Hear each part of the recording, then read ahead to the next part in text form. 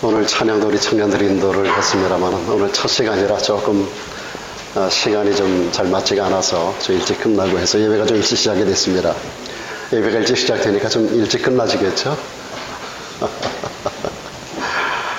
우리 청년들을 위해서 여러분들이 기도 많이 해주시고 많이 협력해 주시기를 부탁드리겠습니다. 우리 격려하는 박수 한번 해주실까요?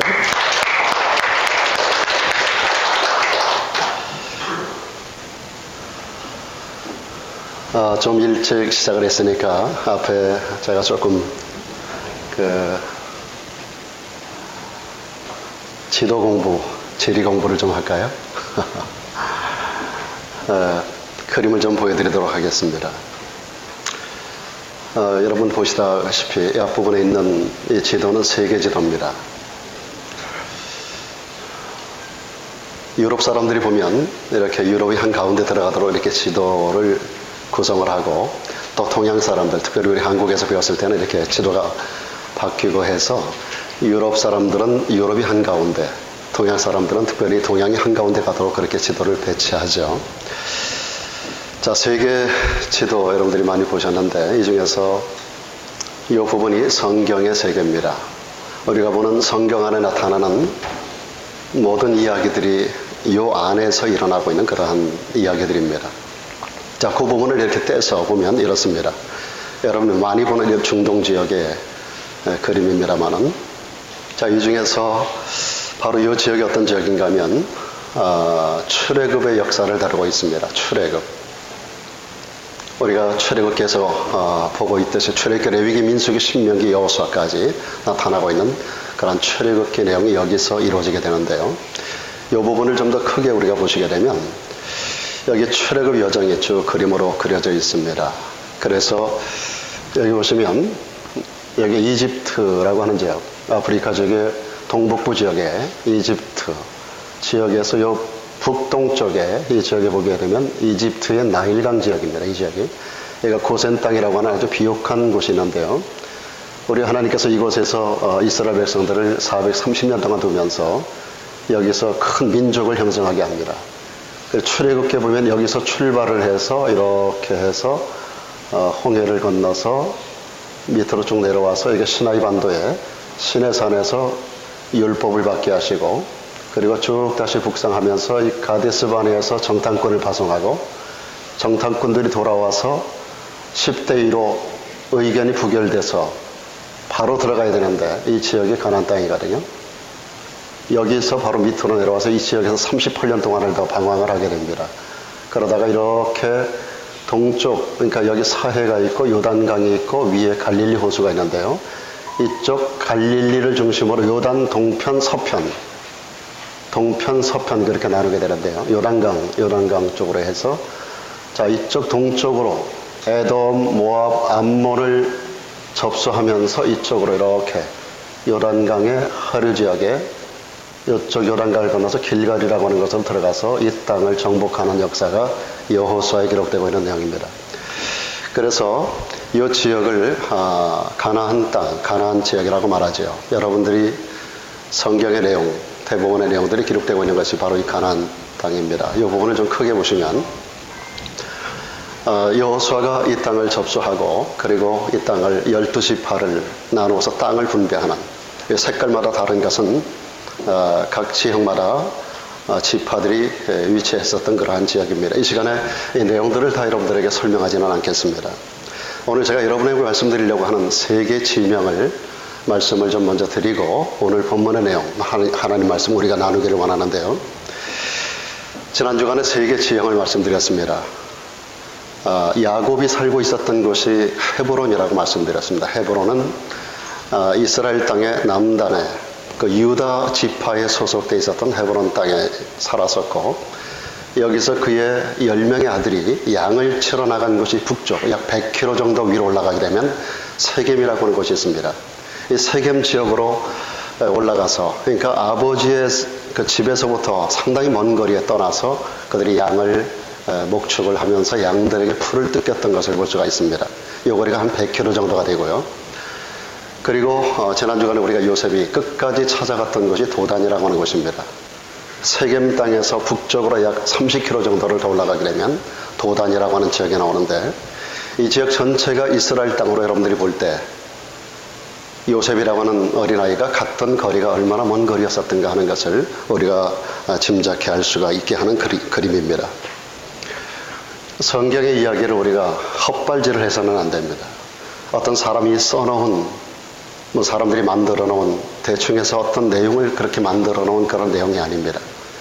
하나님의 말씀을 우리가 보면서 구체적으로 역사 속에서 일어났던 사건들, 이 사건들의 기록을 담고 그 가운데서 우리 하나님께서 이 역사 속에서 하고자 하는 말씀들, 우리 하나님이 원하는 어떤 특별한 방향성을 가지고 성경에 기록돼 나왔다라는 사실을 우리는 먼저 기억을 하고서 하나님 말씀을 받아야 할 것입니다. 이제 하나님께서 요셉이라고 하는 어린아이에게 꿈을 꾸게 하셨습니다. 그때 요셉의 나이가 17살이 되었다고 말씀드렸습니다. 약관이라는 나이는 보통 20세를 약관이라고 말하는데, 약관의 나이가 되기 전 티네이저 시절에 요셉이 하나님께로부터 주시는 원대한 꿈, 이것이 그에게 심겨졌던 비전이었는데, 커다란 꿈을 가지고 살았던 요셉에게 어느 날 아버지가 한 가지 심부름을 시키게 되죠. 그들이 살았던 것이 헤브론 땅이었었는데, 세겜으로 가서 그 아들들이 세겜에 가서 양무리를 친다고 하는 말을 하고 아버지 품을 떠났기 때문에 세겜까지 가서 형들이 어떻게 지내는지, 그리고 양떼는 잘 있는지 가부간의 여부를 보고 돌아오라고 하는 아버지의 명령을 받아서 이제 요셉이 먼 세겜 땅까지를 가게 됩니다. 자, 세겜까지 갔다가 그곳에서 형들을 발견하지 못해요. 그곳에서 방황하다가 지나가는 어떤 사람들에 의해서 그의 형님들이 도단이라고 하는 곳에 간다라고 하는 이야기를 남기고 떠났다는 말을 듣고, 이 아이가 돌아오면 되는데도 불구하고 아버지의 명령을 끝까지 순종하기 위해서 도단까지 올라가서 형님들을 만나는 그런 장면까지를 우리가 지난 주간에 함께 나누었습니다.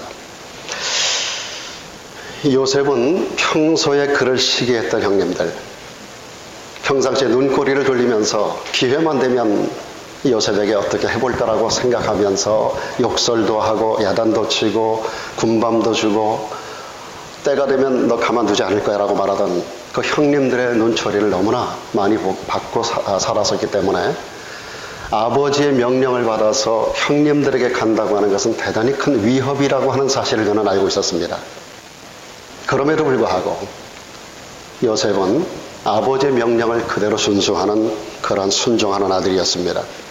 당시 17살의 소년으로서는 쉽지 않은 결단으로 이렇게 먼 거리를 여행을 하게 된 겁니다.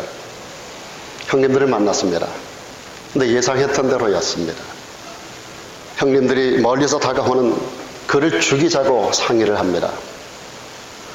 그리고 결국은 애굽으로 내려가는 미디안 장사꾼들에게 이 아이를 은 30을 받고 은 20을 받고 팔아넘기는 무서운 일이 벌어지게 됩니다. 이때부터 요셉에게는 아무 소망이 없어지고 말았습니다. 아무 소망도 없는 절망적인 환경 속에서 애굽 사람의 노예 생활을 하는 처지가 되고 말았습니다. 우리는 이 가슴 아픈 역사 속 이야기 속에서 몇 가지 중요한 영적인 원리들을 좀 발견하기를 원합니다. 무엇보다 이 이야기는 하나님의 꿈을 꾸는 사람들에게는 고난이 필연적으로 온다라고 하는 사실, 하나님의 꿈을 꾸고 하나님의 비전을 가슴에 간직한 사람들, 그들이 이 꿈을 성취해나가는 과정 속에서 반드시 고난을 필연적으로 당할 수밖에 없다라는 사실을 가르쳐주고 있습니다.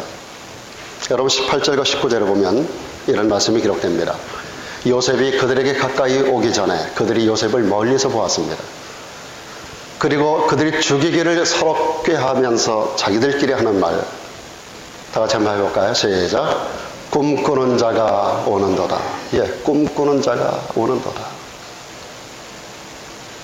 그래서 오늘 본문을 근거로 해서 꿈꾸는 자가 오는도다라고 하는 제목으로 말씀을 나누고 있습니다. 여기 꿈꾸는 자가 오는도다라고 그들이 말한 것은 조롱하는 말입니다. 경멸하는 말입니다. 증오심에 불타서 그들이 내뱉었던 그러한 이야기였습니다. 20절에 계속 이어서 보면 같이 한번 읽어볼까요? 시작. 자, 그를 죽여 한 구덩이에 던지고 우리가 말하기를 악한 짐승이 그를 잡아먹었다 하자. 그 꿈이 어떻게 되는 것을 우리가 볼 것이니라 하는지라. 예, 그 꿈이 어떻게 되는 것을 우리가 볼 것이니라. 이것은 참으로 인본주의적인 교만이라고 할 수 있습니다. 그들은 요셉의 생명이 자기들의 손에 달려있다라고 판단을 했습니다. 오늘 요셉의 목숨이 우리 손에 달려있다라고 그들이 판단한 거예요. 그렇다고 한다면, 우리가 그를 잡아 죽인다고 한다면, 그 전에 그가 꿈을 꿨었던 두 가지 꿈,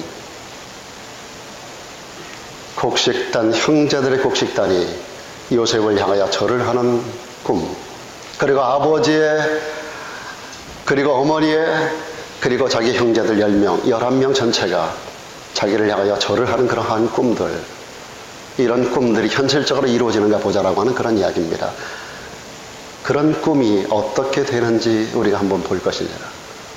우리가 이놈을 잡아 죽이게 되면 그런 꿈이 어떤 꿈일지 몰라도 무산되는 것을 우리가 볼 것이다라고 하는 말입니다. 여러분, 성경은 이렇게 말합니다. 인생의 걷는 걸음이 걷는 그 사람에게 있지 않다고 말합니다.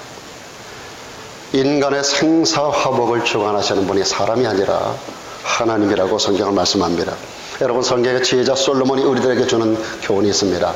사람의 걸음은 여호와께로서 말미암나니 사람이 어찌 자기의 길을 알 수 있겠는가라고 말합니다. 여러분, 인생의 걸음은 여호와께로서 말미암는 줄로 믿으시길 바랍니다. 오늘 제가 여기 온 것도, 여러분이 여기까지 온 것도, 우리가 여기까지 살아온 것이 걷는 걸음이 걷는 우리에게 있는 것이 아닌 것을 우리가 알아야 됩니다. 솔로몬이 계속 말합니다. 마음으로 자기 길을 계획해도 그 길을 결정하는 분, 인도해 가시는 분이 하나님이라는 사실을 그는 이야기합니다. 솔로몬의 아버지, 위대한 영성을 가졌던 하나님의 사람 다윗은 이렇게 말합니다. 여호와께서 사람의 길을 정하시는 것이다. 요셉의 형들은 배후에서 요셉을 통하여 하고자 하는 하나님의 역사 속에서 하시고자 하는 위대한 비전, 하나님의 꿈, 그 하나님의 계획과 섭리를 형님들은 알지 못했던 겁니다. 그런데 여러분, 우리가 하나님의 비전을 성취해감에 있어서 반드시 사탄이 개입한다는 사실을 알아야 됩니다. 여러분, 사탄 전제는 하나님의 꿈을 회방하는 자라고 정의할 수 있습니다. 성경에 사탄에 대한 여러 가지 많은 묘사가 있습니다. 그런데 이 모든 사탄의 역사는 한마디로 말하면 하나님의 꿈을 제지하는 것입니다. 이것이 사탄이 하는 일입니다. 하나님이 이 땅에서 하시고자 하는 그 일들, 반드시 사탄은 어떤 사람을 통해서 그 모든 일들을 방해하는 세력으로 역사하는 것입니다.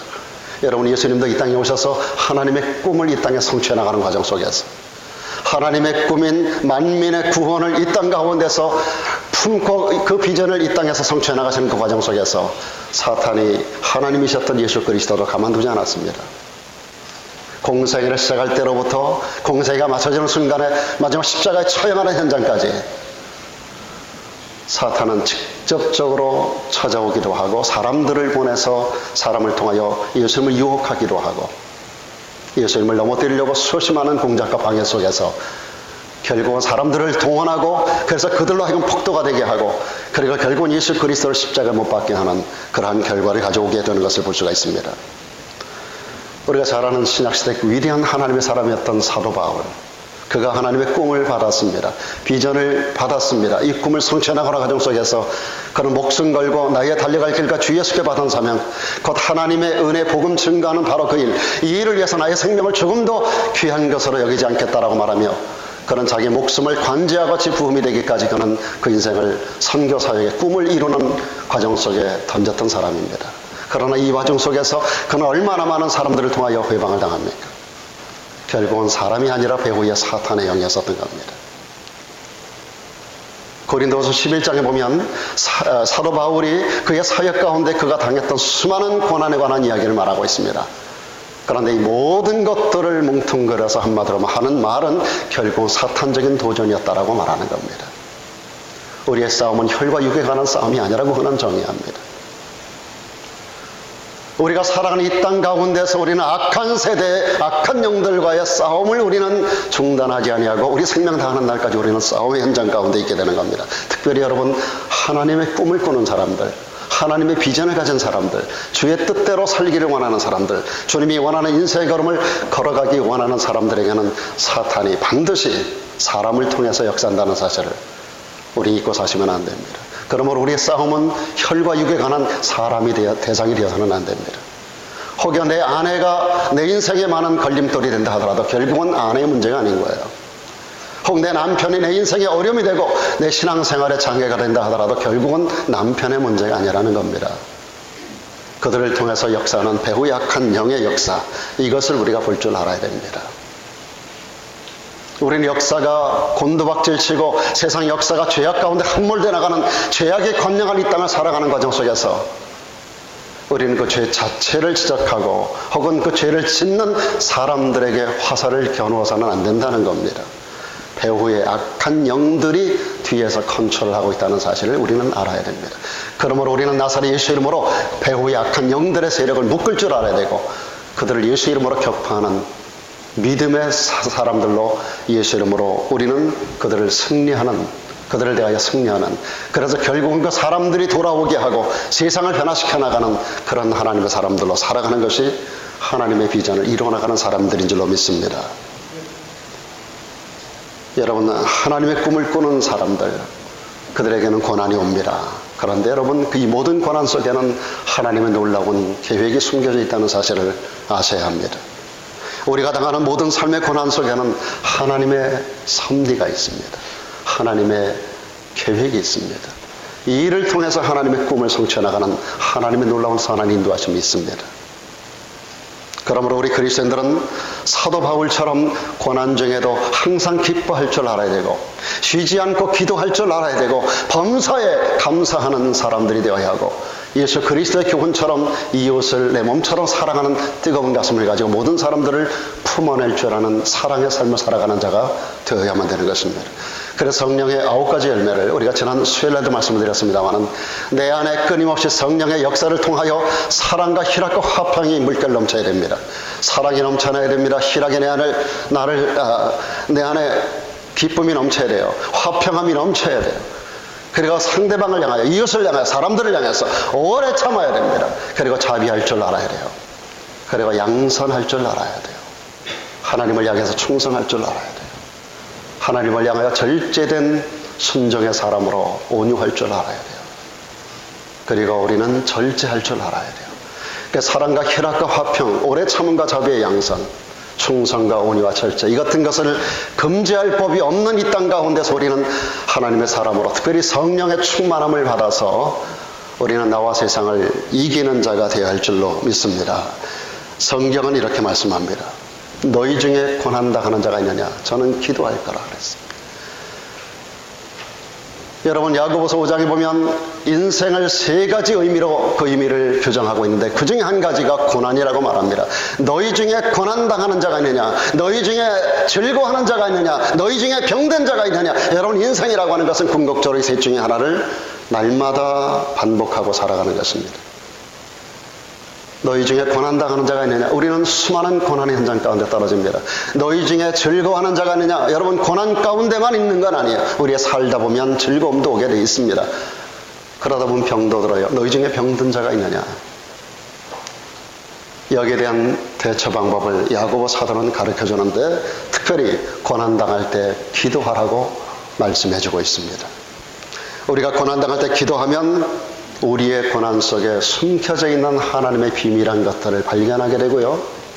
그리고 하나님의 능력을 덧입게 되고요. 그래서 모든 고난을 이기는 능력을 얻게 되는 줄로 믿습니다. 여러분, 기도 중에 문제 해결의 길이 열리는 것을 체험하게 되기를 주 이름으로 축원합니다. 우리가 하나님의 꿈을 가지고 살 때 필연적으로 거기에는 고난이 다가옵니다. 그럴 때마다 우리는 무릎을 꿇을 줄 알아야 합니다. 그러면 크고 비밀한 하나님의 역사를 보게 됩니다. 너는 내게 부르짖으라. 내가 내게 응답하겠고 내가 알지 못하는 크고 비밀한 일을 내게 보이리라. 우리 하나님께서 우리들에게 말씀해 주고 있습니다. 여러분, 비전 성취의 길은 멀고 험한 길이에요. 근본적으로 우리가 예수를 믿는다는 것 자체가 험한 길을 가는 것입니다. 좁고 협착한 길을 가는 거예요. 그럴 때 우리가 할 수 있는 가장 중요한 방법은 기도하는 방법. 기도하는 방법이 있습니다. 기도하면 길이 열립니다. 기도하면 문제가 해결됩니다. 기도하면 우리 인생을 가로막고 있는 것들이 허물어지는 역사가 체험되는 것을 보게 됩니다. 여러분, 세상적인 것들은 눈을 떠야 보이지만 하나님의 비밀한 것들은 눈을 감아야 보이는 법입니다. 세상적인 것은 눈을 크게 뜨고 봐야 됩니다. 그런데 하나님의 비밀한 역사는 눈을 감고 무릎을 꿇어야만 보이게 되어 있습니다. 여러분, 눈을 감고 무릎 꿇는 훈련이 중단되지 아니하므로 여러분을 향한 하나님의 비밀한 것들이 날마다 체험되는 역사가 이루어지기를 주 이름으로 축원합니다. 하나님은 말씀합니다. 너는 내게 부르짖어라. 내가 내게 응답하겠다. 네가 지금까지 알지 못하던 것, 경험하지 못하던 것, 정말로 크고도 비밀한 것들을 너에게 보여줄 것이다. 이어서 오늘 요셉의 이 가슴 아픈 이야기는 고난 중에도 꿈을 잃어버리지 않는 그리스도인들을 반드시 하나님이 보호하신다는 사실을 보여주고 있습니다. 여러분, 그리스도인들에게 고난은 옵니다. 비전을 가진 사람들에게는 고난이 옵니다. 그러나 하나님의 보호가 있다는 사실을 믿으시길 바랍니다. 본문 21절과 22절에 보면 하나님은 요셉을 보호하는 방법으로 큰 형이었던 르우벤을 통해서 그를 보호하는 장면을 볼 수가 있습니다. 특별히 21절을 한번 같이 한번 읽어보겠습니다. 시작. 르우벤이 듣고 요셉을 그들의 손에서 구원하여 가로되 우리가 그 생명을 상하지 말라. 여기 보시면 요셉을 그들의 손에서 구원하려고 형제들에게 하는 말, 우리가 그 생명은 상하게 하지 말자라고 말합니다. 계속 이어서 그는 이렇게 말합니다. 르우벤이 또 그들에게 이르되 피를 흘리지 마라. 피를 흘리지 마라. 그를 광야 그 구덩이에 던지고 손을 그에게 대지 말라 하니 이는 그가 요셉을 그들의 손에서 구원하여 그 아비에게로 빼돌리려고 함이라고 말하고 있습니다. 하나님은 이 환경 속에서도 의인을 두셨어요. 이 환경 속에서도 특별히 그의 제일 큰 형님을 통해서, 르우벤이라고 하는 큰 형을 통해서 요셉을 구원하는 방법을 볼 수가 있습니다. 이 말을 듣고 23절과 24절에 보면 그 형제들이 죽이는 방법보다는 다른 방법을 선택하는 걸 볼 수가 있습니다. 그에게 입힌 채색 옷을 벗기고 그리고 그 옆에 물이 없는 빈 구덩이가 있었는데 이 구덩이에다가 그를 집어 던지고 말았습니다.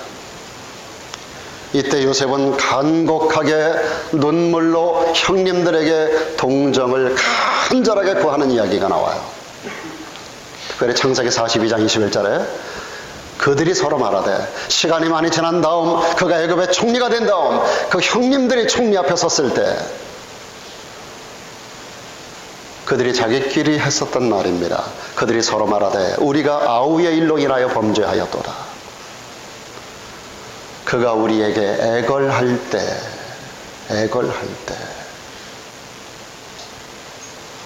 약 20여 년 전에 있었던 사건들을 오늘 이 형제들이 추억하면서 앞에 있는 요셉이 애굽의 총리가 되어 있는데 자기 동생이 총리인 줄 알지 못하고 그들이 그 앞에서 당한 고난 앞에 자기들끼리 그 어려운 환경 아래서 자기들끼리 그 위기적 상황 안에 자기들끼리 하는 말입니다. 그가 그때 우리에게 애걸할 때 그 마음의 괴로움을 보고도 우리가 들어주지 아니하였다라고 말합니다. 여러분, 웅덩이 속에 17살 먹은 어린아이가 던져졌습니다. 혼자 올라올 수 없는 깊은 웅덩이에요. 광야예요. 사람이 통행하는 것이 아닙니다. 소리를 질러도 아무도 구해줄 수 있는 그런 여건이 되어 있지 않은 그런 지역입니다. 여러분, 이런 지역에서 이 아이가 얼마나 애걸복걸 형님들에게 형님들 나 용서해 주세요. 나 좀 건져주세요. 나 좀 살려주세요. 여기 그대로 말하고 있습니다. 그가 우리에게 애걸하였다라고 말합니다. 애걸하였다. 그런데도 우리 마음이 우리가 그의 괴로움을 보고도 그의 애걸하는 말을 듣지 않았다라고 그들이 말하고 있습니다. 여러분, 우리 성도들은 비정한 자가 되어서는 안 됩니다. 아무리 세상에 악한 사람을 만나도 그를 대하는 우리의 마음은 사랑으로 바라볼 줄 아는 눈을 열어야 됩니다. 절대로 인간관계 속에서 사람의 마음을 아프게 하는 비정한 인간으로 이 땅을 살아가지 않기를 바랍니다. 오늘 본문 25절에 보면 그들은 요셉을 웅덩이에 던져놓고 했던 일이 있습니다. 요셉을 웅덩이에 집어 던져놓고 그들이 앉아서 음식을 먹고 있습니다. 이 음식이 어떤 음식인가? 요셉이 가져온 음식이에요. 요셉이 아버지에게 심부름을 통해서 가져온 음식이에요. 그 음식을 뺏어서 먹으면서 요셉은 구덩이에 서는 거예요. 얼마나 비정한 형들의 잔혹한 부분을 성경은 여과없이 보여주고 있습니다. 이어서 26절 27절에 보면 하나님은 넷째 형 유다를 통해서도 요셉을 보호하는 것을 볼 수가 있습니다. 26절 보시면 유다가 자기 형제에게 이르되 우리가 우리 이 동생을 죽이고 그의 피를 은닉한들 무엇이 유익하겠는가? 그들 간에 서러운 논란이 있었던 것을 말하고 있습니다. 큰형 르우벤도 살려주자고 말하고 넷째였었던 유다가 이 아이를 우리가 죽이고 그의 피를 우리가 숨긴다면 무엇이 그게 유익하겠는가? 그러면서 27절에 보면 이렇게 말합니다. 자, 그를 이스마엘 사람에게 팔자. 여러분, 구덩이에 놔두게 되면 지나가는 사람이 없고 광야이기 때문에 스스로 나올 수도 없고 그는 그 안에서 죽을 수밖에 없어요. 하루를 넘길 수가 없습니다. 그래서 유다가 이 아이를 살리는 방법으로 웅덩이에 쳐놓은 상태에서 놔두고 간다면 이 아이는 죽을 수밖에 없는 걸 알기 때문에 이 아이를 살려내는 방법으로 하는 말, 이스마엘 사람들에게 차라리 팔아버리자. 우리 손을 그에게 대지 말자.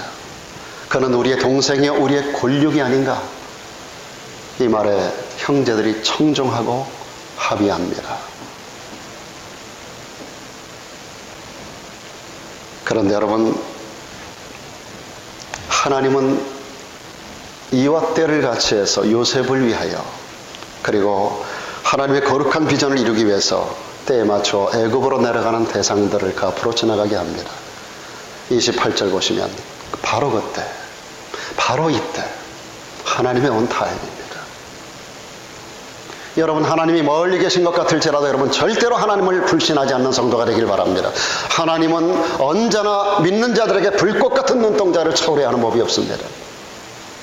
바로 이때 미디안 사람 상고들이 그 앞을 지나가게 하십니다. 그들이 요셉을 구덩이에서 끌어올립니다. 은 20개의 그들을 이스마엘 사람들에게 팔아버립니다. 이 상고들이 요셉을 데리고 애굽으로 노예로 팔기 위하여 끌고 갑니다.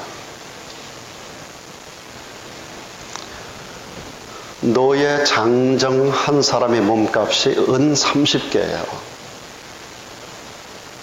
20세 이전에 미성년자들에게는 한 명의 노예 몸값이 은 20개입니다. 세겔이라고 해서 은 30세겔, 은 20세겔이에요. 이 아이는 아직 17살밖에 되지 않았기 때문에 은 20세겔을 받고 팔았던 것이고, 여러분, 예수님이 가룟 유다에게 팔렸던 값이 은 30개입니다. 예수님은 장정 어른이었었기 때문에 예수님은 노예 장정한 사람 몸값을 받고 가룟 유다가 팔아버리고 말았던 겁니다. 이렇게 함으로써 요셉은 노예의 몸이 되고 이때로부터 그는 앞이 보이지 않는 고난의 길을 걸어가게 됩니다.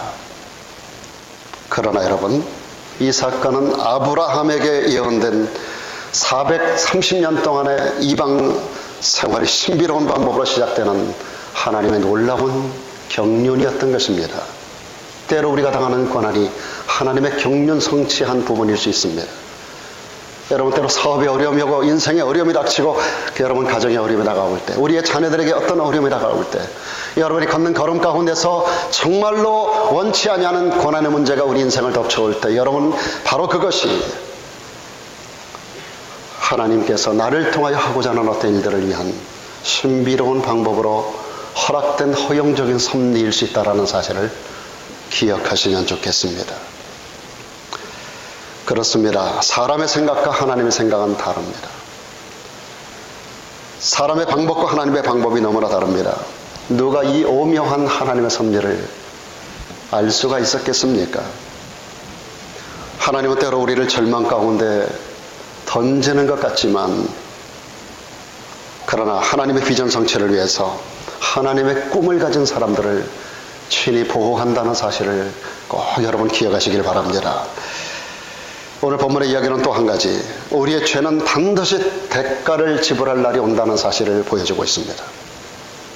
그 영들은 꼭 22년 후에 그들이 저질렀던 이 무서운 죄의 대가를 지불받게 됩니다. 다시 한번 창세기 42장으로 먼저 건너가 보겠습니다. 21절, 22절, 그들이 어려운 환경 속에 처해졌을 때 그들이 자기들끼리 했던 말입니다. 그들이 서로 말하되 우리가 아우의 일로 인하여 범죄하였도다. 그가 우리에게 애걸할 때 그 마음의 괴로움을 보고도 듣지 아니하였으므로 이 괴로움이 우리에게 임하도다. 르우벤이 그들에게 대답하여 가로되 내가 너희더러 이 아이에게 득지하지 말라고 하지 아니하였느냐? 그래도 너희가 듣지 아니하였느니라. 그러므로 그의 핏값을 내게 되었느니라. 이것이 바로 성경이 말하는 핏값의 원리입니다. 피 흘리는 자는 반드시 피를 흘리게 되어 있습니다. 내가 누군가의 피를 흘리면 반드시 그 핏값을 돌려받게 된다는 것이 성경의 원리입니다. 여러분, 일생을 살아가며 절대로 비정한 인생을 살지 마시기 바랍니다. 여러분 인생을 살아가며 누군가 절대로 원수 맺고 살아가지 마세요. 마음으로 누군가를 죽이는 자가 되지 마세요. 핏값의 원리 위에 내가 세워질 수 있습니다. 그런데 오늘 이야기는 좀 더 거슬러 올라가 보면 요셉의 아버지 야곱에게서 문제의 발단을 찾아볼 수도 있을 것 같습니다. 요셉의 아버지가 어떤 사람입니까? 야곱이 어떤 사람이에요? 속임수의 명수였었습니다. 야곱이 속이는 자예요. 속이는 자. 그는 장자의 권한을 빼앗기 위해서 아버지를 속였습니다. 그리고 법적인 장자권을 가지고 있던 형님을 속여서 장자권을 빼앗았습니다. 그리고 나서 31년이 지난 사건이 오늘 본문의 이야기입니다. 이 장자권을 빼앗고 31년이 경과된 때가 바로 11번째 아들이었던 요셉이 17살 되는 바로 이 해입니다. 바로 이때 야곱은 그의 자식들에게서 이 싹을 고스란히 돌려받고 있는 것입니다. 오늘 내가 범죄한 것이 오늘 저녁에 내게 응답으로 재앙으로 다가오지 않는다 하더라도 시간이 지나가면서 이것이 나에게 싹스로 돌려올 수 있다는 사실을 우리는 명심하고 우리가 주어진 날들을 보다 건강하고 깨끗하고 아름답게 살아갈 이유를 우리가 갖게 되는 것입니다. 그리고 야곱은 외삼촌 라반에게도 속임의 대가를 톡톡하게 치르게 됩니다. 재미있는 이야기 하나가 있습니다. 창세기 29장에 보면 25절에 이런 말씀이 있습니다. 같이 한번 읽어볼까요? 시작. 야곱이 아침에 보니 레아라 라반에게 이르되 외삼촌이 어찌하여 내게 이같이 행하셨나이까? 내가 라헬을 위하여 외삼촌께 봉사하지 아니하였나이까? 외삼촌이 나를 속이시면 어찌 미니이까? 예. 야곱이 외삼촌 집으로 피신을 해가서 20년을 살게 되는데요. 그 중에 초기 7년 동안에 외삼촌 라반과 약속을 합니다. 내가 7년 동안 외삼촌의 작은 딸이었어요. 라헬을 굉장히 사랑했어요. 라반에게는 2명의 딸이 있었어요. 레아라는 딸이 있었고, 그리고 라헬이라고 하는 딸이 있었는데, 레아는 총기가 없었다고 말하고, 라헬은 눈에 총기를 가진 아주 총명한 여인이었어요. 하루아침에 야곱의 눈을 사로잡았어요. 작은 딸이. 그래서 이 작은 딸을 얻기 위해서 7년 동안 이 집에서 봉사하기로 하고 7년 동안을 밤과 낮을 무릅쓰고 봉사를 하고 그리고 첫날 밤을 치르게 되었습니다. 이 사람들은 결혼식이 주로 밤중에 하기 때문에 저녁 때가 되면 캄캄해가지고 얼굴을 몰라요. 지금처럼 우리가 불 켜고 하는 때가 아니기 때문에. 그러고 나서 첫날 밤을 치렀습니다. 근데 아침에 해 뜨고 딱 보는데 라헬이 아니고 레아인 거예요. 그래서 그가 후닥닥 뛰어가서 이제는 장인어른이 된 라반에게 하는 말입니다. 외삼촌이 어찌하여 내게 이같이 행하셨나이까? 내가 라헬을 위하여 봉사하지 않았습니까? 그런데 나에게 레아를 넣어준 것은 어찌미니까? 외삼촌이 나를 속이시면 어찌미니까. 그는 이렇게 항의하고 있는 겁니다. 그리고 조금 시간이 지난 다음에 31장 6절로 7절에 가면 이런 말이 있습니다. 야곱이 4명의 아내가 있었었는데 특별히 레아와 라헬 2명의 아내를 데려다 놓고 이렇게 말합니다. 그대들도 알거니와 내가 힘을 다하여 그대들의 아버지를 섬겼거늘 그대들의 아버지가 나를 속여 품삯을 10번이나 변역하였도다라고 말합니다. 20년 동안을 외삼촌 라반의 집에 있으면서 품삯을 약속받고 일을 했는데 품삯을 10번이나 속인 거예요. 그대들의 아버지가 나를 속였다 그랬어요. 품삯을 10번이나 변역하였느니라. 이런 면들을 볼 때 오늘 요셉에게 일어난 이 비극도 그의 아버지 야곱이 뿌려놓은 죄악의 열매 중에 하나 있다는 사실을 우리는 알게 되는 겁니다. 성경은 말씀합니다. 스스로 속이지 마라. 하나님은 만홀히 여김을 받지 아니하시나니 사람이 무엇으로 심든지 그대로 거두리라. 자기의 육체를 위하여 심는 자는 육체로부터 썩어질 것을 거두고 성령을 위하여 심는 자는 성령으로부터 영생을 거두리라고 말씀하고 있습니다. 실로 우리는 죄의 씨를 심어 이 싹이 나는 것을 보고 두려워하는 자가 되지 말고 우리가 의의 열매를 심고 씨를 심고 그 싹이 나는 것을 보고 열매를 기다리는 소망스러운 생을 살아가는 지혜로운 성도가 다 되기를 주님의 이름으로 축원합니다. 마지막으로 오늘 본문의 이야기는 이 이야기는 예수 그리스도의 생애의 한 단면을 우리들에게 보여주고 있는 것입니다. 요셉의 생애는 여러 면에서 예수님의 생애의 한 부분들을 보여주고 있습니다. 예수님은 요셉이 그랬던 것처럼 그의 형제 국민들이었었던 백성들이었었던 유대인들의 모략으로 살해 대상이 되었습니다. 옷벗기움을 당하셨습니다. 그리고 형제라고 부르셨던 사랑하는 제자 가룟 유다에 의해서 노예의 몸값으로 팔려가게 됩니다. 살해 대상이 되었습니다. 옷벗김을 당했습니다. 그리고 노예의 몸값을 받고 팔려가는 자가 되었습니다. 예수님은 우리 죄인들을 구원하러 이 땅에 오셨지만 오히려 자기 백성들에게 배척을 당하셨습니다. 그리고 십자가에서 처절하게 순환을 당하셨습니다. 그러나 여러분, 여기 진리가 있습니다. 요셉의 고난은 고난으로 끝나지 않았던 사실입니다. 요셉의 고난은 시간이 지난 이후에 결국 그가 속했던 이집트 전 지역과 주역 전 지역의 모든 사람들의 생명을 살리는 놀라운 역할을 그가 감당했다라는 사실이에요. 여러분, 예수 그리스도의 순환은 그 순환으로 끝난 게 아닙니다. 예수 그리스도가 찔리고 상하고 매맞고 징계를 당함으로 말미암아 오늘 우리가 나음을 얻었고 죄악으로부터 구원 얻는 놀라운 역사가 우리에게로 임하게 된 줄로 믿습니다. 여러분, 예수 그리스도의 고난은 고난으로 끝난 게 아니었어요. 이 고난은 인류 전생의 모든 사람들, 전 세계 모든 사람들, 모든 시대를 초월하여 그를 믿는 자들마다, 그를 영접하는 자들마다, 이 구속의 사건을 믿는 믿음의 사람들마다 구원하는 능력을 가지고 누구도 예외 없이 살리는 역사로 우리에게 다가오신 줄로 믿습니다. 예수의 이 고난당하심이 인류를 구원하는 구속의 역사를 완성하신 것입니다. 인류를 구원하시는 구속의 역사.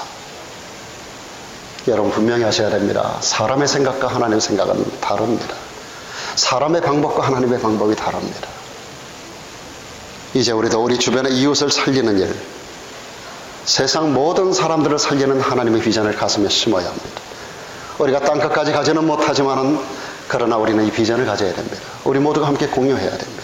여러분의 목장에서 공유하고 교회적으로 공유하고 우리가 모일 때마다 이웃을 생각하고 그들의 영혼 구원을 위하여 우리 마음을 열어야 됩니다. 그리고 세계 선교 비전을 우리가 꿈꾸는 이 공동체가 되어야 합니다. 그리고 때로 당하는 모든 고난적인 환경을 우리 모두가 함께 극복해 나가야 합니다. 그러므로 하나님의 비전을 성취해가는 우리를 아리도 아닌 공동체가 되기를 주의 이름으로 축원합니다. 함께 우리 찬송